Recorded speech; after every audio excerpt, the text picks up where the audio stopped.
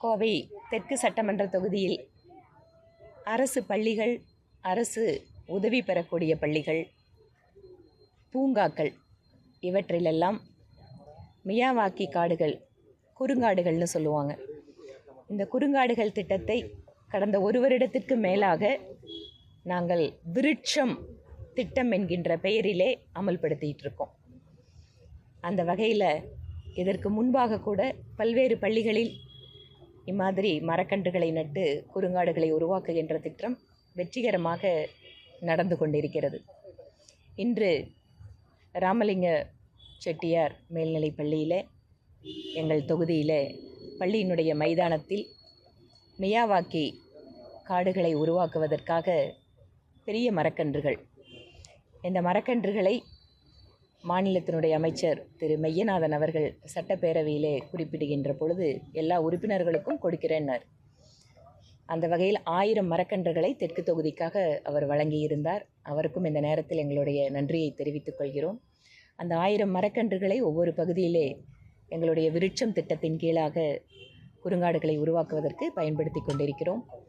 இன்று இந்த பள்ளியிலே பசுமை படை என்று பள்ளியினுடைய மாணவர்கள், ஒவ்வொரு பள்ளியிலேயும் பசுமை படை என்ற ஒன்றை வைத்து அதில் மாணவர்களை ஊக்குவிக்க செய்து கொண்டிருக்கிறார்கள் ஆசிரியர்கள். அந்த பசுமைப்படை மாணவர்களோடு இணைந்து இந்த மரக்கன்றுகளை இங்கு நட்டிருக்கிறோம். மரியாதைக்குரிய பாரத பிரதமர் நரேந்திர மோடி அவர்கள் அம்மாவின் பெயரிலே மரக்கன்றுகளை நடுவதற்காக அழைப்பு விடுத்திருந்தார். நாடு முழுவதும் மரக்கன்றுகளை அம்மா தங்களுடைய தாயார் பெயரில் நடுகின்ற நிகழ்ச்சி என்பது தொடர்ச்சியாக நடந்து கொண்டிருக்கிறது. எங்கு அரசு நிகழ்ச்சி நடந்தாலும், கட்சியினுடைய நிகழ்ச்சி நடந்தாலும், கட்சியினுடைய தலைவர்கள் அம்மாவின் பெயரிலே மரக்கன்று என்று இந்த மரக்கன்றுகளை நடுகின்ற பணியில் தொடர்ச்சியாக ஈடுபட்டு கொண்டிருக்கிறார்கள். அந்த வகையில் இன்று இந்த விருட்சம் திட்டத்தில் தாயாரின் பெயரில் மரக்கன்றுகளை நடுவது எங்களுக்கு மகிழ்வளிக்கிறது. புவி வெப்பமயமாதல், அதே போல் பல்வேறு பருவநிலை மாற்றங்களுக்கு இன்று ஒரே தீர்வாக இயற்கையை காப்பாற்றுவது என்பதுதான் தீர்வாக இருக்கிறது. இந்த இயற்கையை காப்பாற்றுவது என்பது நம்மிலிருந்து தொடங்க வேண்டும். எங்கெங்கெல்லாம் நம்மால் இயல்கிறதோ முயற்சி எடுத்து பசுமை இடங்களை பாதுகாப்பதும் அதை உருவாக்குவதும் நம்முடைய கடமையாக எடுத்து செயல்பட வேண்டும். தெற்கு தொகுதியில் பல்வேறு முன்முயற்சிகளை மேற்கொண்டு வருகிறோம். கார்பன் சமநிலை, நாம் வெளியிடுகின்ற கார்பனை சமநிலைப்படுத்துவதற்காக மரங்கள் வளர்ப்பது, நாம் பயன்படுத்துகின்ற பொருள்களில் மாற்றம் கொண்டு வருவது, நாம் அன்றாடம் பயன்படுத்துகின்ற பொருட்களை, குறிப்பாக ஒவ்வொரு நாளும் செல்ஃபோனை 5 நிமிடம் அணைத்து வைக்கின்ற நிகழ்ச்சி கூட கல்லூரி மாணவர்கள் மத்தியிலே பிரபலமாகி கொண்டிருக்கிறது. இதன் வாயிலாக கார்பன் நியூட்ரல் என்கின்ற அந்த கார்பன் சமநிலையை நோக்கிய பயணத்திலேயும் இந்த தெற்கு தொகுதியில் இருக்கின்ற இளைய சமுதாயத்தை ஊக்குவித்து கொண்டிருக்கிறோம். இவை இல்லாமல் இன்று நம்முடைய மத்திய நிதியமைச்சர் திருமதி நிர்மலா சீதாராமன் அவர்கள் மதியம் 2:30 மணிக்கு கோயம்புத்தூர் வர இருக்கிறார்கள். பல்வேறு நிகழ்ச்சிகள் அவங்களுக்காக ஏற்பாடாயிருக்கு.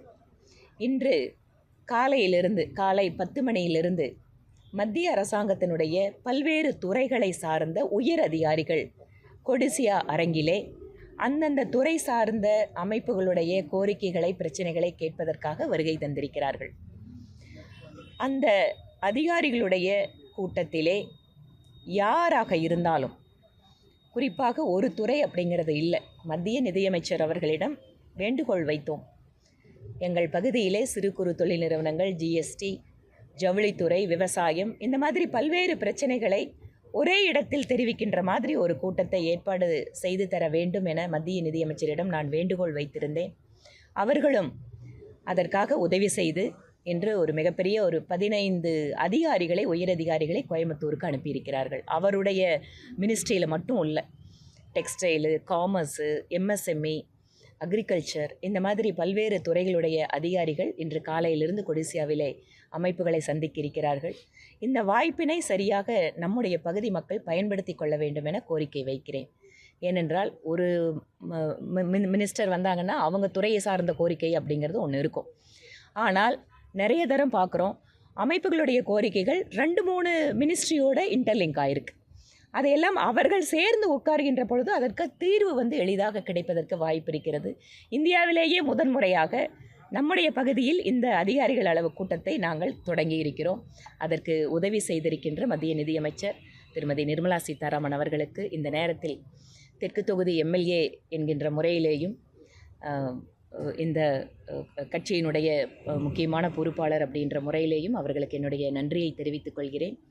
நாளை காலை கோவை மக்கள் சேவை மையம் என்கின்ற எங்களுடைய தன்னார்வ அமைப்பின் வாயிலாக கடந்த 1.5 வருடங்களாக 1500 பெண்களை, ஏழை பெண்களை கண்டறிந்து அவர்களுக்கு இலவசமாக தையல் பயிற்சி வழங்கி இருக்கிறோம்.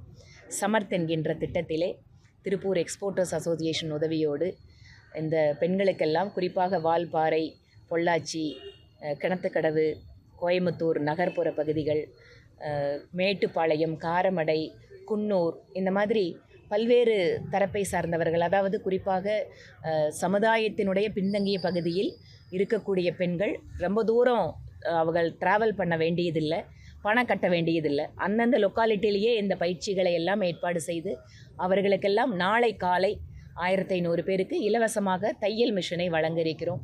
இதற்காக ஜென்ரல் இன்சூரன்ஸ் கார்ப்பரேஷன் நிறுவனம் எங்களுக்கு 1000 தையல் மிஷின் கொடுக்குறாங்க. இன்னொரு 500 மிஷினை மற்றும் மற்ற கொடையாளர்களுடைய உதவியோடு நாளை அதை வழங்க இருக்கிறோம். அதற்கும் சிறப்பு விருந்தினராக மத்திய நிதியமைச்சர் வர இருக்கிறார். பாரதிய ஜனதா கட்சியினுடைய உறுப்பினர் சேர்க்கை இயக்கம் என்பது பாரத பிரதமர் நரேந்திர மோடி அவர்களால் ஆரம்பிக்க வைக்கப்பட்டு நாடு முழுவதும் இப்போது நடந்து கொண்டிருக்கிறது. நாளை கோவை வடக்கு மாவட்டத்தில் சூலூர் பகுதியிலே உறுப்பினர் சேர்க்கை இயக்கத்திலேயும் மத்திய நிதியமைச்சர் பங்கு கொள்கிறார். உறுப்பினர் சேர்க்கை இயக்கம் வெகு வேகமாக நடைபெற்று கொண்டிருக்கிறது. ஒவ்வொரு பூத்திலேயும் 200 உறுப்பினர்கள் என்கின்ற இலக்கோடு தமிழக பாரதிய ஜனதா கட்சி இதற்காக பல்வேறு தலைவர்களுக்கு, பல்வேறு மாவட்டங்களுக்கெல்லாம் பொறுப்பு கொடுத்து ஒவ்வொரு இடத்திலேயும் அவர்கள் சுற்றுப்பயணம் செய்து கொண்டிருக்கிறார்கள். பல்வேறு நிகழ்ச்சிகளை ஏற்பாடு செய்து கொண்டிருக்கிறார்கள். நாளை நடக்கின்ற உறுப்பினர் சேர்க்கை இயக்கத்திலே குறிப்பாக விவசாயிகள், பட்டியலினத்தை சார்ந்தவர்கள் அதிகமாக பாரதிய ஜனதா கட்சியில் தங்களை இணைத்துக் கொள்ள இருக்கிறார்கள். அந்த நிகழ்விலேயும் மத்திய நிதியமைச்சர் கலந்து கொள்கிறார். அந்த மது ஒழிப்பு மாநாடுல அனைத்து கட்சிகளும் பங்கேற்கலாம், சனாதன சக்திகள் பங்கேற்க தவிர மற்ற அனைத்து கட்சிகளும் பங்கேற்க சொல்றாங்க. இந்த மது ஒழிப்பு அப்படிங்கிறது தமிழகத்தில் பாரதிய ஜனதா கட்சி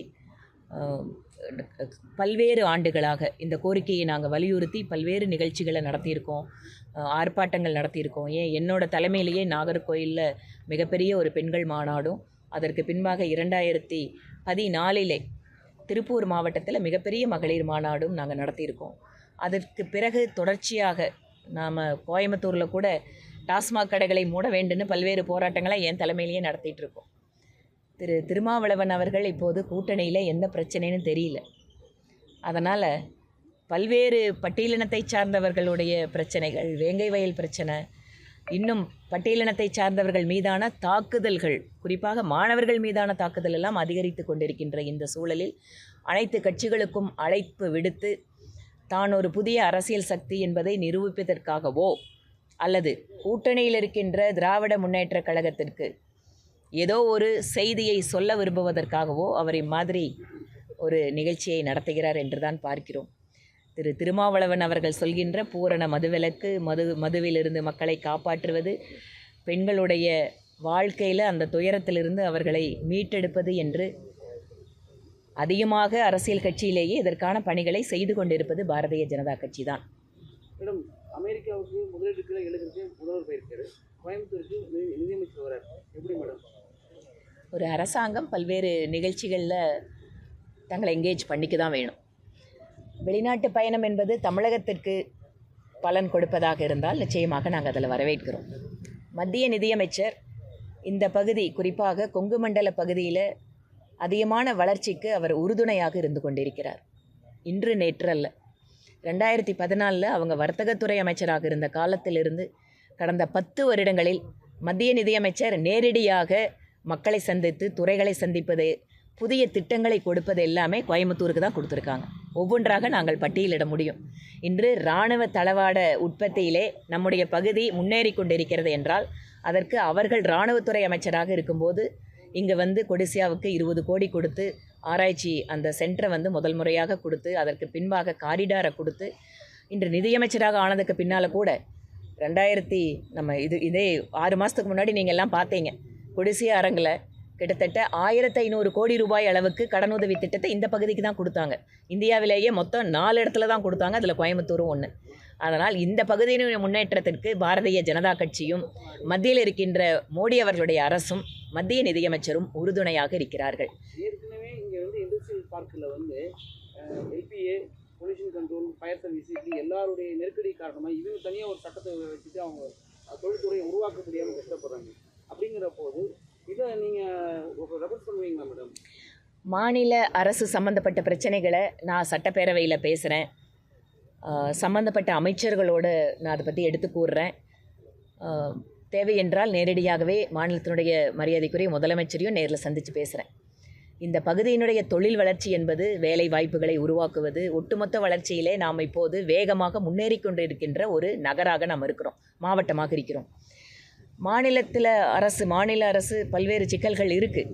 இப்போ ஜிஎஸ்டி அப்படின்னு சொன்னால் ஜிஎஸ்டியில் பிரச்சனை இல்லை, இடையில ரெய்டு வருது, இல்லை சம்மன் அனுப்புகிறாங்க அப்படின்னா உடனே என்ன சொல்கிறாங்க, மோடி தான் காரணம், ஜிஎஸ்டி வந்தால் சென்ட்ரல் கவர்மெண்ட் காரணங்கிறாங்க. ஜிஎஸ்டி அப்படிங்கிறது மத்திய அரசும் மாநில அரசும் சேர்ந்து பயணிக்கின்ற ஒரு பயணம். அது இதில் எது ஸ்டேட் பண்ணுது எது சென்டர் பண்ணுதுன்னு தெரியாமையே வேண்டுமென்றே எல்லா பிரச்சனைகளையும் தூக்கி உடனே சென்ட்ரல் கவர்மெண்ட் மேலே போடக்கூடிய ஒரு போக்கு அப்படிங்கிறது இருக்குது. இதில் இன்றைக்கி நடக்கிற நிகழ்ச்சியில் கூட அந்த மாதிரி எது வந்தாலுமே மாநில அரசின் கவனத்திற்கு ஒரு மக்கள் பிரதிநிதியாக நான் எடுத்து செல்வேன். அவர்கள் தவறு செய்தாலோ, அவர்கள் வேண்டுமென்றே இந்த பகுதியை புறக்கணித்தாலோ, அல்லது கமிஷனோ லஞ்சமோ இந்த மாதிரி வேறு ஏதோ விஷயத்துக்காக தொழில்துறையை அவர்கள் பாதிக்க செய்தாலோ, நிச்சயமாக எங்களுடைய குரல் இந்த பகுதியினுடைய மக்களுக்காக இருக்கும். உறுப்பினர் சேர்க்கை ஒரு பருவம் தீவிரமாக நடந்துட்டு இருக்குங்க. அதே சமயம் நடிகர் விஜய் தொடங்கின கட்சிக்கு பாஜகவில் இருக்கக்கூடிய திரைப்பிரபலங்கள் உள்ளிட்ட பல்வேறு திரைப்பிரபலங்கள் அங்கே போய் சேர போகிறதா ஒரு தகவல் தானே இருக்குது. சேரும்போது பதில் சொல்கிறோம். ரெண்டாவது, ஒரு உறுப்பினர் சேர்க்கை ஒவ்வொரு அரசியல் கட்சியும் ஆரம்பிக்கும் போது அதில் இயல்பாக ஒரு மாற்றத்தை விரும்புகிறவங்க இல்லை அவங்க மேலே தலைவர் மேலே பிடிச்சவங்க போய் சேரதுங்கிறது ஒரு இயல்பான விஷயந்தான். ஆனால் தமிழகத்தில் பாரதிய ஜனதா கட்சி அசைக்க முடியாத ஒரு சக்தியாக வளர்ந்து கொண்டிருக்கிறது. கடந்த பாராளுமன்ற தேர்தலில் நீங்கள் இந்த ரிசல்ட்டை பார்த்தீங்க. எப்படி ஒவ்வொரு தொகுதியிலையுமே, குறிப்பாக நம்முடைய பகுதியில் மிக நீண்ட காலம் பூத்தில் ஸ்ட்ராங்காக இருக்கிற ஒரு கட்சியை கூட வீழ்த்தி இன்று பல்வேறு இடங்களில் பாரதிய ஜனதா கட்சி முன்னிலையில் வந்திருக்கு. அதனால் இது ஒரு மிகப்பெரிய ஒரு மாற்றத்தை தமிழகம் பாரதிய ஜனதா கட்சிக்கு ஆக்கப்பூர்வமான மாற்றத்தை ஆதரவை கொடுத்து கொண்டிருக்கிறது. உறுப்பினர் சேர்க்கை இயக்கமும் ரொம்ப வேகமாக நல்ல எண்ணிக்கையிலே இளைஞர்கள் தேடி சேர்ந்து கொண்டிருக்கிறார்கள். குறிப்பாக பெண்கள் நாங்கள் பிஜேபியில் சேரணும் அப்படின்னு சொல்லிட்டு எங்களோட மிஸ்டு கால் இதை அவங்க அந்த டவுட்டு கேட்டுட்டு உள்ளே சேர்றதையும் பல்வேறு இடங்களில் நாங்கள் பார்க்குறோம். ஆமாம், இது அதுதானே மோகன்குமாரோட தலைமையில் தான் இந்த மாதிரியான விஷயங்கள்லாம் நிறைய பேஸ்கெட் பால் இந்த இடங்கிறத எங்களுக்கு ஸ்கூல் கொடுத்தது. மியாவாக்கி காடுக்கு இந்த இடத்த அவங்க ஐடென்டிஃபை பண்ணி கொடுத்துருக்காங்க. பேஸ்கெட் பால் கிரவுண்டை அவங்க இன்னொரு நல்ல இடத்துல மாற்றுறதுக்கும் ஏற்பாடு பண்ணிகிட்டு இருக்கிறதா சொன்னாங்க. இதை முதல்ல முடிச்சிடுறேன், சரியா? அதனால் பேஸ்கெட் பால் கிரவுண்டை, குழந்தைங்களோட விளையாட்டு இடத்த நாங்கள் எடுக்கல. இது ஒட்டுமொத்தமாக பார்த்தீங்கன்னு சொன்னால் எவ்வளோ பெரிய கிரவுண்டு. காடுகள் அப்படிங்கிறது ஒரு ஓரத்தில் கொடுக்க முடியாது தானே, சரியாக வரும். நடுவில் கொண்டு போய் காடு வைக்க முடியாது குழந்தைங்க விளையாடுற இடத்துல. பேஸ்கெட் பால் கிரவுண்டை அவங்க இன்னொரு இடத்துக்கு மாற்றுறாங்க. ஜிஎஸ்டி மத்திய அரசாங்கமும் மாநில அரசும் சேர்ந்து இது பண்ணாலுமே அதோடைய கண்ட்ரோல் அப்படிங்கிறது யார்கிட்ட இருக்குது, யார் இது இனிஷியேட் பண்ணுறாங்க, யார் கேட்டு கீழே வந்துருக்குது. மேக்ஸிமம் யூனியன் கவர்மெண்ட் பவர் இருக்கையில் ஜிஎஸ்டிங்கிற ப்ராப்ளத்தை அவங்க தான் பெருசாக அட்ரஸ் பண்ணணும் அப்படிங்கிற மாதிரி இருக்குது. அஃப்கோர்ஸ் ஜிஎஸ்டி கவுன்சிலோட தலைமை அப்படிங்கிறது மத்திய அரசாங்கத்துக்கிட்ட இருந்தால் கூட ஒரு முடிவினை எடுக்கின்ற பொழுது ஜிஎஸ்டி கவுன்சிலில் எல்லா மாநில நிதியமைச்சர்கள் அல்லது பிரதிநிதிகளோடு சேர்ந்து தான் எடுக்க முடியும். தன்னிச்சையாக மத்திய அரசு ஜிஎஸ்டி வரியை விதிக்க முடியாது. அதனால் அந்த ஜிஎஸ்டி கவுன்சிலோட ஒப்புதல், அவர்களுடைய டிஸ்கஷன் அப்படிங்கிறது ரொம்ப ரொம்ப முக்கியம். அதுபடி தான் நடந்துட்டுருக்கு. செயல்படுத்துறது கூட ஜிஎஸ்டியில் ஸ்டேட் ஜிஎஸ்டின்னு ஒன்று இருக்குது. அந்த அஃபீஷியல்ஸ் சில சமயம் பண்ணுற தப்புக்கள், அந்த ஸ்டேட் ஜிஎஸ்டிக்காரங்க பண்ணுற ஒரு சில குளறுபடிகள், ஒட்டுமொத்தமாக ஜிஎஸ்டின்னு சென்ட்ரல் கவர்மெண்ட்டை சொல்லக்கூடிய பழக்கம் இருக்குது. அடுத்து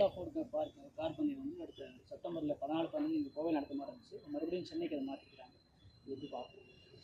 கார் பந்தயம் அப்படிங்கிறத மாநில அரசு உற்சாகப்படுத்துறதுலையோ அதை ஊக்குவிக்கிறதுலையோ தவறில்லை. ஏனென்றால் நம்முடைய தமிழகம் ஆசியாவிலேயே டெட்ராய்ட் என்று சொல்லப்படக்கூடிய ஒரு பகுதியாக கார் உற்பத்தியில் மாறிக்கொண்டிருக்கிறது. ஒரு தொழில் ரீதியான வளர்ச்சிக்கு, வியாபாரத்திற்கு அப்படின்னு வரும்போது இந்த கார் ரேஸ் அப்படிங்கிறது ஒரு குறிப்பிட்ட ஒரு ஃபேக்டராக இருக்கும். அதே சமயம் மோட்டார் ஸ்போர்ட்ஸ், கோயம்புத்தூருக்கு பல்வேறு பெருமைகள் இருக்குது. அதில் ஒரு பெருமை, இந்தியாவினுடைய மோட்டார் ஸ்போர்ட்ஸ் கேபிட்டல் அப்படின்னா அது கோயம்புத்தூர். இது ரொம்ப நாள் கவனிக்கப்படாமல் இருக்கிறது. அப்படி ஒரு கார் ரேஸ் கோயம்புத்தூருக்கு வருதுன்னு சொன்னால் நிச்சயமாக நான் வரவேற்பேன். ஆனால் அது பொதுமக்களையோ மற்ற எந்த ஒரு இருக்கின்ற எக்ஸிஸ்டிங் சிஸ்டத்தை பாதிக்காத அளவு இருக்கணும். அப்படி ஒரு புதுசாக ஒரு ட்ராக் கோயம்புத்தூருக்கு வருதுன்னு சொன்னால் அது இன்னொரு விளையாட்டு. அதில் கோயம்புத்தூர் ஏற்கனவே நல்ல நிலையில் இருக்குது. அது இன்னுமே கொஞ்சம் இம்ப்ரூவ் ஆகிறதுக்கு வாய்ப்பு இருக்குது. நடத்தலான்ற மாதிரி கோரிக்கை வைப்பீங்களா? நான் கோயம்புத்தூரில் எந்த நல்ல விஷயம் மாநில அரசு பண்ணாலும் அதை வரவேற்கிறேங்க. இல்லை, அது ஃபார்முலா 4 நான் அதுதான் சொல்லிட்டேன். ஏற்கனவே மோட்டார் ஸ்போர்ட்ஸோட கேபிட்டலாக கோயம்புத்தூர் சிட்டி தான் இருக்குது. இதனோட அட்டென்ஷன் வெளியில் தெரியாமல் இருக்குது. அப்படி அவங்க இதை பிரபலப்படுத்துகிறாங்கன்னு சொன்னால் மாநில அரசு நிச்சயமாக அதை நாங்கள் வரவேற்போங்க. மணிப்பூர் விவகாரம் பெரிய அளவில் சொல்லுங்க. கலவரம்லாம் நடந்திருக்கு. இப்போ அங்கே பெண்கள்லாம் பெருமளவில் தாக்கப்படுற தகவல்லாம் வெளியிட்டிருக்கு. ரொம்ப நாளாக போயிட்டு இருந்த பிரச்சனைக்கு எப்போ தீர்வு கிடைக்குங்கிற மாதிரி ஒரு குறிப்பிட்ட மாதம், குறிப்பிட்ட நாள் அப்படின்னு ஒரு சில பிரச்சனைகளுக்கு சொல்ல முடியாது. ஆனால் பெருமளவு நிலைமை சீராகி கொண்டு தான் இருக்கிறது. அங்கே உங்களுக்கு தெரியும், அது அரசாங்கத்திற்கான பிரச்சனை அப்படிங்கிறது இல்லாமல் 2 இனக்குழுக்களுக்கான பிரச்சனையாக பல்வேறு காலமாக, கிட்டத்தட்ட நூற்றாண்டு பிரச்சனை அது. புவியியல் அமைப்பும் வேறு மாதிரி இருக்கும். நம்ம மாதிரி பிளைனாக ஃபோர்ஸை போட்டு கண்ட்ரோல் பண்ணுற மாதிரி அது இருக்காது. பெரும்பகுதியாக காடுகள் இருக்கக்கூடிய பகுதி. ஆனால் அரசு முடிந்தவரை பொதுமக்களுக்கு அங்கே ஒரு நார்மல் இயல்பு வாழ்க்கை பாதிக்கப்படாமல் பார்த்து கொண்டிருக்கிறது. இந்த நடத்தக்கூடிய பிரச்சனையும் மரியாதைக்குரிய மத்திய உள்துறை அமைச்சர் நேரடியாக கவனிச்சிட்ருக்காரு. நிலைமை பெருமளவு கட்டுக்குள் இயல்பு நிலைக்கு வந்திருக்காங்க. திருப்பியும் ஒரு சில இன்சிடென்ட் வந்திருக்கு. நிச்சயமாக அரசு தேவைப்பட்ட கவனத்தை கொடுக்கும். தமிழ்நாட்டில் சட்டம் ஒழுங்கு சரியில்லைன்னு சொல்லி எதிர்க்கட்சிகள் குற்றம் சாட்டிட்டு இருக்காங்க. இந்த நிலைமையில நிறைய பெண்கள் கல்லூரி பெண்கள் மேலே பாலியல் புகாரும் நிறைய வந்துட்டு இருக்கு. இதை திசை திருப்பறதுக்காக தான் மகாவிஷ்ணு விஷயத்தை பள்ளிக்கல்வித்துறை பூதாகரமாக வெடிக்க வச்சுன்னு சொன்னாங்க. பாலியல் ரீதியான தொந்தரவுகள், சீண்டல்கள், குறிப்பாக கல்லூரிகளில் எனக்கே கூட தனிப்பட்ட தகவல்களை கொடுக்குறாங்க பெண்கள்.